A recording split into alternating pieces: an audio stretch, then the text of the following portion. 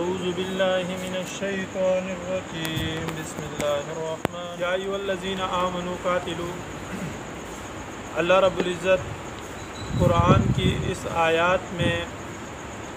مسلمانوں کو جہاد کی تعلیم دیتے ہوئے فرما رہے ہیں، جیسا کہ کل کی آیات میں ہم نے پڑھا تھا کہ مجاہدین جہاں پر جہاد کر رہے ہیں، اگر وہ دشمن سے مغلوب ہوتے ہیں تو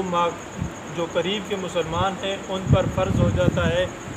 مالی اور انفرادی قوت مجاہدین کو دینا، اور اگر اس سے بھی دشمن کا مقابلے میں پھر بھی مغلوب ہیں تو پھر اس کے جو قریب ہیں ان پر فرض ہو جاتا ہے کہ ان مجاہدین کو انفرادی اور مالی قوت فراہم کرنا۔ اسی طرح اللہ رب العزت نے قرآن کی اس آیات میں فرمایا، اس سے پہلے فرمایا کہ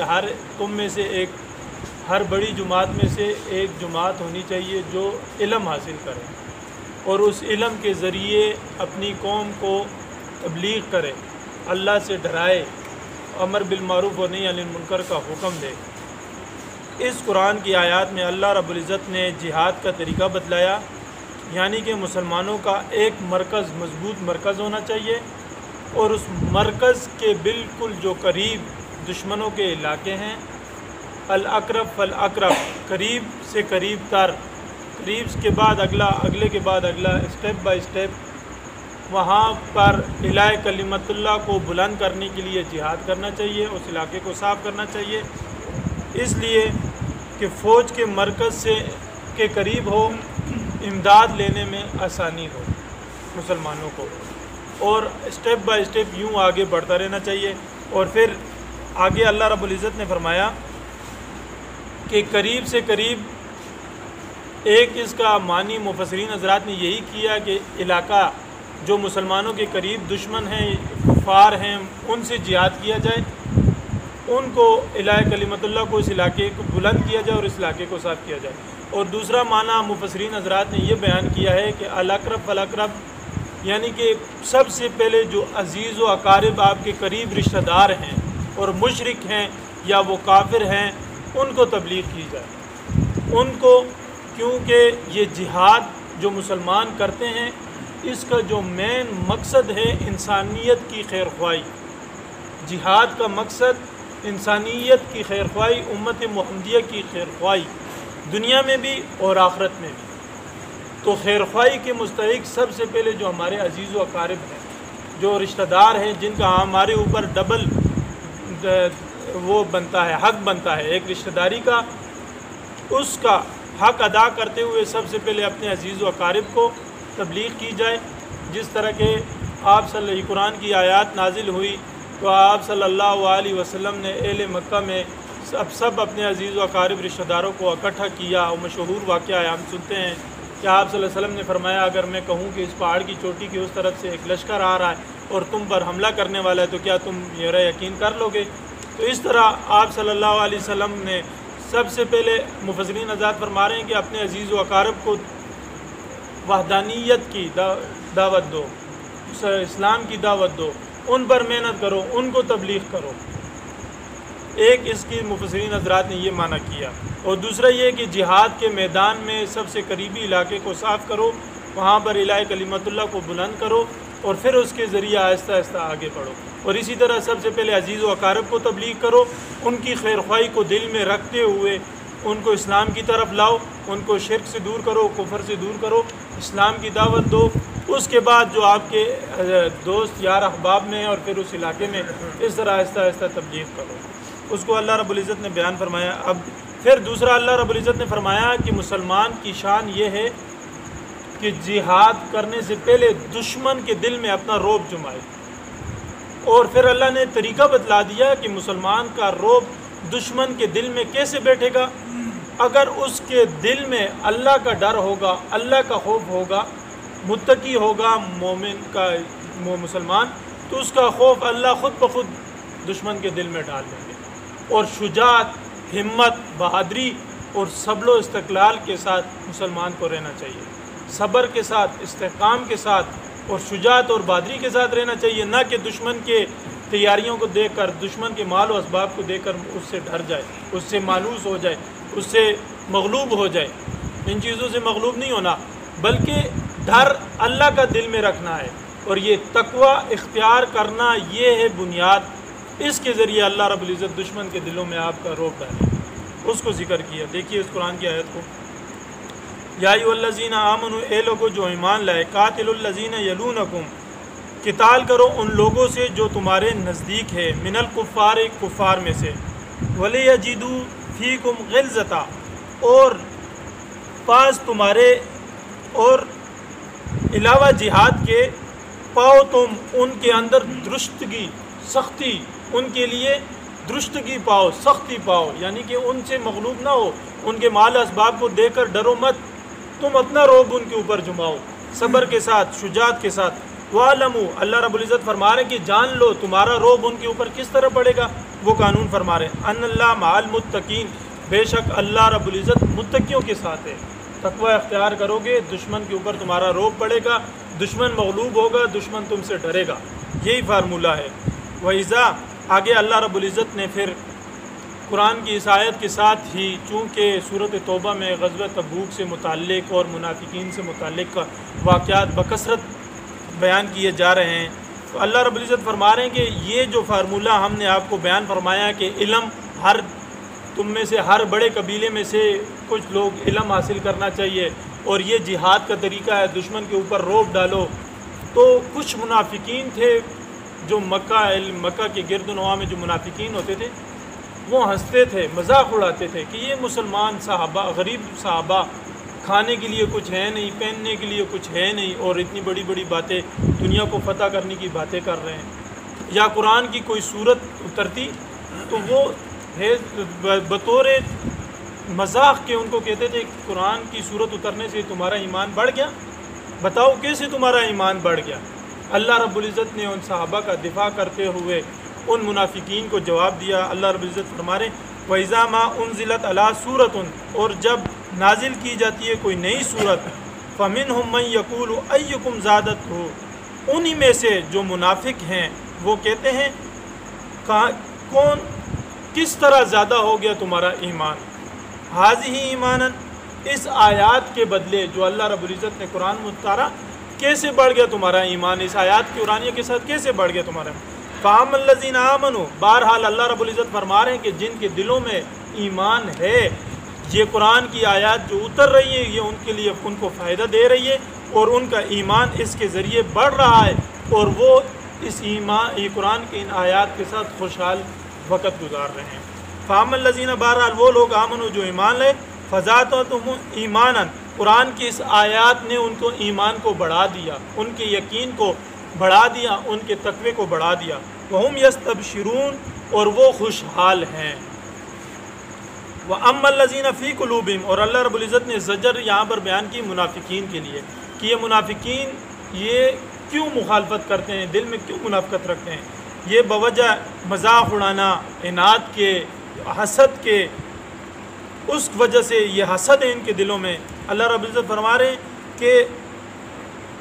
مومن کے لیے ایمان جس کے دل میں ہوگا اس کے لیے قرآن ترقی کا سبب بنے گا، اور جس کے دل میں خیانت ہوگی، منافقت ہوگی، قرآن اس کے لیے ترقی کا سبب نہیں ہے، بلکہ اس کی منافقت اور بڑھ جائے گی، اس کا حسد، اس کا عناد اور بڑھ جائے گا، اور مومن کا ایمان بڑھے گا۔ یہ اللہ رب العزت فرما رہے وَأَمَّا الَّذِينَ، اور بارک وہ لوگ فی قلوبہم مرض، جن کے دل میں مرض ہے، ضد ہے، عناد ہے، فزادتہم رجسا الی رجسہم، پس بڑھا دے گا اللہ رب العزت ان کی گندگی کے اوپر، وَمَاتُوا وَهُمْ کافرون، اور وہ مریں گے اس حال میں کہ وہ کافر ہوں گے۔ اولا يرون انہم یفتنون فی کل عام مرۃ او مرتین، اللہ رب العزت یہاں پر ان کو حضور صلی اللہ علیہ وسلم کو فرما رہے ہیں، منافقین کو، صحابہ کو فرما رہے ہیں کہ آپ دیکھتے نہیں ہیں کس طرح ہم ان کو آزماتے ہیں، کبھی ایک مرتبہ، کبھی دو مرتبہ، وقتاً فوقتاً مسلسل ان پر آزمائشیں آتی ہیں، کبھی ان کی منافقت آپ صلی اللہ علیہ وسلم کے سامنے کھل کر سامنے آ جاتی ہیں، جس طرح غزوہ تبوک کے موقع پر تمام مخلص صحابہ آپ صلی اللہ علیہ وسلم کے ساتھ گئے، اور جو 3 رہ گئے ان کی دفاع میں اللہ رب العزت نے قرآن اتارا اور ان کی توبہ کو قبول کیا، اور کم و بیش جو 80 منافقین تھے ان کی منافقت کو اللہ رب العزت نے کھل کر سامنے لائی. تو یہ کھل کر ان کی منافقت جو سامنے آ گئی یہ ان کے لیے پریشانی کا سبب بنی. اسی طرح مختلف اعصاب مختلف پریشانیاں وقتاً فوقتاً ان منافقوں کے اوپر آ رہی ہیں. تو اللہ رب العزت فرما رہے ہیں کہ یہ ان کو تنبیہ ہے، ان کو سمجھانے کے لیے یہ آزمائشیں یہ پریشانیاں ان کے اوپر آ رہی ہیں، لیکن یہ سمجھنے والے نہیں ہیں. اگر یہ سمجھنے والے ہوتے تو یہ اس منافقت سے توبہ کر لیتے اور اللہ کی طرف رجوع کر لیتے اور اس سے عبرت حاصل کرتے. لیکن یہ عبرت حاصل کرنے والے نہیں ہیں. اللہ نے ان کے دلوں پر مہر لگا دی. حضرت علی کرم اللہ وجہہ کی روایت ہے، وہ فرماتے ہیں، قول ہے ان کا، فرماتے ہیں کہ جب ایمان والا دل اخلاص کے ساتھ کوئی نیکی کا کام کرتا ہے تو اللہ رب العزت نور کا ایک قطرہ اس کے دل میں داخل کر دیتے ہیں. اور پھر جب وہ نیک اعمال میں آگے بڑھتا رہتا ہے اللہ سے توفیق مانگتے ہوئے بڑھتا رہتا ہے، اللہ رب العزت اس کے دل کو نور ایمان سے منور کر دیتے ہیں اور اس کے دل سے گرد و نواح کے جتنے لوگ ہوتے ہیں اس نور کی طاقت سے مزید لوگ مستفید ہوتے رہتے ہیں. اور جب ایک منافق دل میں منافقت رکھتا ہے، ایک کالا سا دبا اس کے دل میں لگ جاتا ہے اور پھر وہ بدعمالیوں میں منافقت میں جھوٹ میں آگے بڑھتے وہ کالا دبا اتنا بڑھ جاتا ہے کہ اس کا دل بالکل سیاہ ہو جاتا ہے. اور اس کے دل کے سیاہ پن سے پھر اس کے گرد و نواح میں جو لوگ رہتے ہیں، اس کی صحبت میں جو اٹھتے بیٹھتے ہیں، وہ بھی کالے ہوتے جاتے ہیں. اس لیے حدیث کا مفہوم ہے کہ اب اپنی صحبت نیک متقی پرہیزگار لوگوں کے ساتھ رکھو. تو یہ اللہ رب العزت بیان فرما رہے ہیں کہ ان کو ان آزمائشوں کے باوجود ان کو یہ سمجھ نہیں آ رہی. ثم لا یتوبون ولا هم یذکرون، پھر بھی وہ نہ توبہ کرتے ہیں اور نہ اس سے عبرت حاصل کرتے ہیں. وَإِذَا مَا أُنزِلَتْ سُورَةٌ، اللہ رب العزت نے ان کے احوال کو بیان فرمایا کہ وہ آپ صلی اللہ علیہ وسلم کی مجلس میں جب منافقین بیٹھے ہوتے ہیں تو وہی اللہ کی طرف سے نازل ہوتی ہے تو وہ ٹیڑھی نظروں سے ایک دوسرے کو دیکھتے ہیں اور فوراً اٹھ کر اس مجلس سے بھاگنے کی کوشش کرتے ہیں تاکہ ہم اپنی مجلس میں بیٹھ کر ان کا مذاق اڑائیں، ان پر تانے کسیں اور ان کا مذاق اڑائیں کہ فلانے صحابی یوں سن رہا تھا، یوں بیٹھا ہوا تھا، یوں محبت میں سن رہا تھا، ادب کے ساتھ بیٹھا ہوا تھا اور یوں ہوا تھا. یہ مذاق اڑانے کے لیے وہ اٹھ کر جلدی بھاگنے کی کوشش کرتے ہیں اور ایک دوسرے کو ٹیڑھی نظروں سے دیکھتے ہیں اور سورت اترنے کے وقت مسلمانوں کے احوال کو دیکھنے کے لیے، صحابہ کے احوال کو دیکھنے کے لیے بھی ٹیڑھی نظر دوڑاتے ہیں. وَإِذَا مَا أُنزِلَتْ سُورَةٌ، اور جب کوئی نازل کرتا ہے اللہ رب العزت نئی صورت، نظر بعضهم الی بعض، دیکھتے ہیں بعض طرف بعض کے. هَلْ يَرَاكُم مِّنْ أَحَدٍ ثُمَّ انصَرَفُوا، کیا آیا دیکھ رہے ہیں کوئی ایک ان کو، ایک دوسرے کو بھی دیکھ رہے ہوتے ہیں اور اس ڈر کے ساتھ دیکھ رہے ہوتے ہیں کوئی مسلمان ہمیں تو نہیں دیکھ رہا، اور مسلمانوں کے حالت کو بھی دیکھنے کے لیے ٹیڑھی نظر سے دیکھ رہے ہوتے ہیں. ثم انصرفوا، اور پھر الٹے قدموں وہ بھاگتے ہیں اس مجلس سے. اللہ رب العزت فرما رہے ہیں کہ یہ لوگ تو مجلس نبوی سے پھر گئے، لہٰذا صرف اللہ قلوبهم، یہ ایڑیوں کے بل گھومیں اور مجلس سے نکلیں، لہٰذا میں نے ان کے دلوں کو بھی پھیر دیا، ان کے دلوں میں بھی کبھی ایمان داخل نہیں ہوگا، ایمان کا نور داخل نہیں ہوگا. صرف اللہ قلوبهم، پھیر دیا اللہ رب العزت نے ان کو دلوں کو، بِأَنَّهُمْ، بسبب اس کے، قوم لا یفقہون، کہ وہ سمجھ بوجھ نہیں رکھتے اپنے نفع نقصان کی. پھر حضور صلی اللہ علیہ وسلم چونکہ انتہائی شفیق، مہربان اور ایک تڑپ تھی ان کے دل میں کہ میری امت کا کوئی بھی فرد جہنم میں نہ جائے، ہر امتی میرا جنت میں جانے والا پڑ جائے، یہ تڑپ، یہ کڑن آپ صلی اللہ علیہ وسلم کو ہر وقت بے چین رکھتی تھی. تو یہاں پر اللہ رب العزت آپ صلی اللہ علیہ وسلم کو تسلی بھی دے رہے ہیں اور ساتھ ساتھ مسلمانوں کو تسلی دیتے ہوئے آپ صلی اللہ علیہ وسلم کی حالت کو مسلمانوں پر عیاں کرتے ہوئے فرما رہے ہیں کہ لقد جاءکم رسول، تحقیق آئے تمہارے پاس رسول، من انفسکم، جو کہ من انفسکم عزیز، کہ اس کی جان کے اوپر بھاری ہے تمہارا نقصان، ما غنمتم حریصم، اور جو حریص ہے تمہارے فائدے کے اوپر. یعنی کہ مسلمانوں کو کوئی نقصان پہنچتا ہے یا کوئی منافقت دل میں رکھ کر آپ صلی اللہ علیہ وسلم پر ایمان نہیں لاتا یا کوئی کافر ایمان نہیں لاتا تو آپ صلی اللہ علیہ وسلم پر وہ نقصان بہت بھاری اور بہت گراں گزرتا ہے، مشکل گزرتا ہے. اور جب کوئی مسلمان کے لیے فائدے کی کوئی چیز ہوتی ہے تو آپ صلی اللہ علیہ وسلم اس کی طرف دوڑتے ہیں، بھاگتے ہیں، وہ مسلمانوں کے فائدے کے لیے۔ تو یہ اللہ رب العزت فرما رہے ہیں کہ من انفسکم عزیز، کوئی باری کہ آپ صلی اللہ علیہ وسلم کی جان پر مشکل ہوتی ہے، باری ہوتی ہے نقصان مسلمانوں کا، وما غنمتم حریص، اور آپ صلی اللہ علیہ وسلم نفع کی طرف حریص ہیں، بھاگتے ہیں، علیکم بالمؤمنین، علیکم مومن کے نفع پر، رؤوف الرحیم، مہربان ہیں اور رحم کرنے والے ہیں۔ فَإِن تَوَلَّوْا، پھر آپ صلی اللہ علیہ وسلم کو اللہ رب العزت تسلی دے رہے ہیں، اور آخری آیت بیان کر کے اللہ رب العزت فرما رہے ہیں کہ یہ جو جہاد ہے، یہ جہاد کیا بھی جاتا ہے مسئلہ توحید کی وجہ سے، توحید الہ کلمت اللہ کو بلند کرنے کے لیے یہ توحید کی جہاد کیا جا رہا ہے۔ آپ اس چیز پہ گھبرائیے نہیں، بلکہ فَإِن تَوَلَّوْا، پس اگر وہ پھرتے ہیں تو آپ صلی اللہ علیہ وسلم فرما دیجئے حسبی اللہ، میرے لیے اللہ ہی کافی ہے، لا الہ الا ہو، نہیں ہے کوئی عبادت کے لائق مگر وہی اللہ، علیہ توکلت، میں اسی کے اوپر توکل کرتا ہوں، وہو رب العرش العظیم، اور وہ رب ہے عرش عظیم کا، بہت بڑے عظیم کا عرش کا رب ہے، لہٰذا باقی تمام اشیاء کا جو اتنے بڑے عظیم عرش کا رب ہے تو باقی تمام اشیاء کا بطریق اولا رب ہے۔ تو الہ کلمت اللہ کی وجہ سے اللہ رب العزت فرما رہے ہیں کہ مسئلہ توحید کی وجہ سے دنیا میں جہاد ہو رہا ہے، لہٰذا جب تک مسئلہ توحید پورے دنیا میں قائم و دائم نہیں ہوتا،